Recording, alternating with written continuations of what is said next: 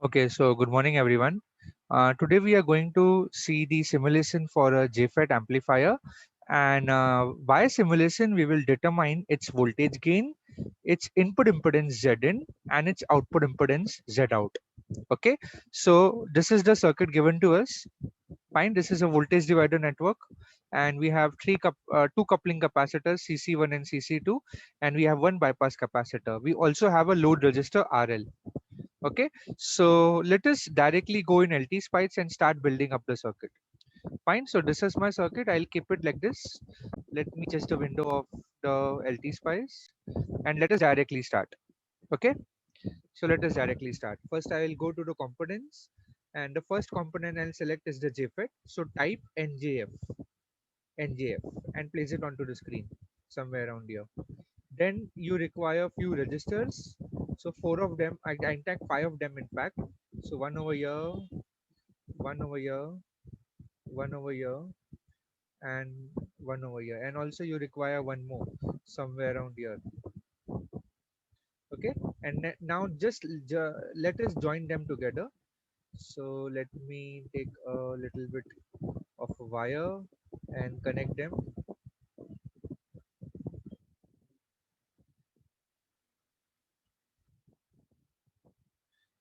Let me take this. Yeah, you have to just connect them together, and I'll connect the gate terminal properly to this voltage divider network over here. Okay, so now I have the most of this thing ready. I require capacitors. So I'll require three capacitors. Control R to rotate. One I'll place it over here. Another one will go over here, and the last one will go over here along with this. Okay, so later on I will do the renaming. First, let me join them together. So here it is, one, and here we'll have a wire which will go to the register and the ground.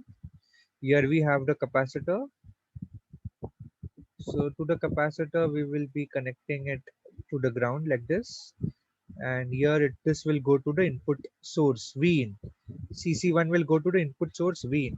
Okay, now let us connect the input sources. We will require two of them. One is DC and one is AC. So this will be one DC source. Let's say I'll connect it over here, and this will be one AC source. Okay, so this DC source, let me label it quickly. So I have to label it here also. That is over here. Okay, and don't forget to connect the ground. So for ground connection, I will require this, and I'll place the grounds at the various points where I want to place. So I'll connect them, join properly the ground. These are just circuit connections, so nothing much innovative over here. Okay, so now that my all my things are ready, now I'll define this, right click over here and define it as VDD and place it at the top. Okay, similarly it's the same VDD will go over here so that we supply the VDD to the circuit, and then we'll connect the ground to this. Okay, by the way, what's the VDD? VDD is 16 volts over here. So I'll right click on this and I write 16 volts. Okay, this is R1. So I'll write R1. The value is around 2.1 mega. So I have to write 2.1 capital MEG. Okay, it doesn't take small m. I mean, for mega, you write capital MEG. Okay, R2 value is 270 kilo ohms. So I'll rename this as R2, and the value of the register is 270K. Fine. This is your capacitor CC1, and the value over here given is 1 microfarad. So I'll right click on here and write 1 U farad, 1 microfarad. Automatically it comes. This is CC2, and the value of this is also 1 microfarad. So 1 UF. Okay. This is RD. This is RD, and the value of RD is 2.4K. 2.4K. This is RS, and the value of RS is 1.5K. This is CS, the bypass capacitor CS, and the value is around 10 microfarad. Okay, these are the values, and this is RL. and RL value is around 10 kilo ohms. Let us check if it is 10 kilo ohms. Yeah, it is 10 kilo ohms. Okay, and now everything is ready, right? Here I have to label the terminals now. This will be, I'll right click over here on this wire and add the label as V in underscore the name. Okay, I've labeled it like this. Here also I'll add the label. So this will be V out underscore the name. Let me rename the JFET as J1 underscore the name, and this call it as NJF1. Okay, now only thing left is to determine, I mean, give the input. So right click on the input source, go to advanced, go to sign, give DC offset as 0, amplitude maybe around, let's say, 100 millivolt. Okay, frequency will be, let's say, 20 kilohertz. Okay, 20k. Fine, so I have defined everything over here in my circuit. Now only thing left is to write the dot model statement. To write the dot model statement, so how will you write the dot model statement? You right click over here, and by the way, what are the parameters given? The JFET parameters are IDSS is 8 milliamperes, VP is -4. IDSS is 8 milliamperes over here, and VP is -4. So what we need to do is, in a dot model statement, we cannot write IDSS directly. So we indirectly write in terms of beta, BETA. That's the word we have to write. So it is IDSS upon VP square, and that comes out to be 0.5 into 10 is to -3. So that is what we will write. We'll right click over here, go to draft, and go to spice directive and start writing the statement. Dot model NJF1, that's the word. I mean, that's the name of the JFET, and then reserve word NJF. And then in place of VP, we have to write VTO. VTO equal to -4 volt, and then beta is equal to zero point 0.5 e raised to -3. I mean, this is same as 0.5 into 10 raised to -3. And then I'll place this onto the screen like this. Okay, so this is my dot model statement ready. Now, before jumping into the AC analysis, let us quickly find out the DC parameters. So how will you do that? You simulate, click on run, and click on DC operating point, and just click on OK. So to directly give you the values, just close this, go to view, and go to spice error log. This will give us the DC parameter values directly. So the VC parameters value which we got in this numerical where VGS we got it as -1.8, and it's coming -1.8. ID value is coming out to be 2.42 milliamperes, and it is 2.42 milliamperes. It will even give you the value of GM. So GM we calculated as 2.2 in milliampere per volt. Actually, it is 2.2 milliampere per volt. We can see clearly over here. GM is 2.2 milliampere per volt. Okay, so we have verified these things. Okay, and now we are going to check the the voltage gain. Fine, this voltage gain which we got it as -4.2. Let us check. So let me close this. This is how you check the DC parameters for the amplifier so that it operates in the saturation region. Now let us close this, and now let me deactivate this .op. So I right click over here and add a semicolon. It will deactivate it. Now again I'll go to simulation. Again I'll go to run, and then I'll go to the transient part because we have to plot V in versus time and V out versus time. And the frequency is given as 20 kilohertz. So maybe around, let's say, 200 microseconds, I can give the time. Okay. So the moment I give the time, here the x-axis have come as time, and let me plot the input. So this is the input, and let me plot the output now. So to plot the input and output, I'll show it to you again. Click on run. You right click on this, click on add trace, and search for V in. So this is V in, and then right click again, add trace, and search for V out. So this is V out. Okay, so as you can see very clearly, input red color and the output blue color are out of phase. That's why we have a minus sign over here. Okay, so one way to measure peak to peak value is you take a cursor and go on to the peak, and you see over here x and y. I mean, on the right hand side we have cursor one, so it's giving the value, but it depends upon our judgment where we have placed it. So there is a possibility of a human error while doing it. So a better way to do is it as follows. So go to draft and right click over here, and go to draft spice directive. So there is a technique called as dot measure, dot MEAS. So this technique will directly give us the peak to peak value. So I'll write dot measure. V in is the reserve word, and I want peak to peak value. And what peak to peak value I want? I want of the input. I want the peak to peak value of my input here. So here it is. We have to write V of that label you write V in underscore the name. Understood? So similarly, Control M press and dot measure V out. V out is the reserve word. I mean, that is a variable which we have given peak to peak, and what I have to measure the output. So I'll write V of voltage of label. That label I will write V out.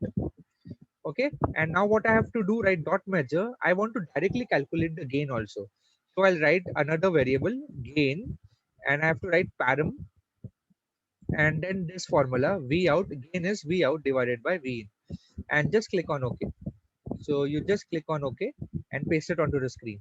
So with these statements, it will directly give me the gain, which will be close to minus 4.257. So let us see that. So let me simulate again and run. You will get the same graph. But to get these values, go to the main circuit, go to view, click on the spice error log. Okay. When you click on the spice error log, here it is. Do you see this? V in, V out, and gain, which I've highlighted over here. So you see how much is the gain? Gain is 4.25398, and the actual calculated gain is 4.257. So it is very, very close. Up till 2 digits, it's matching. So very good result. But remember that this dot measure statement won't give you the magnitude. It will only give you the magnitude. It will not show the sign. Okay, just calculate the peak to peak value and give it to you.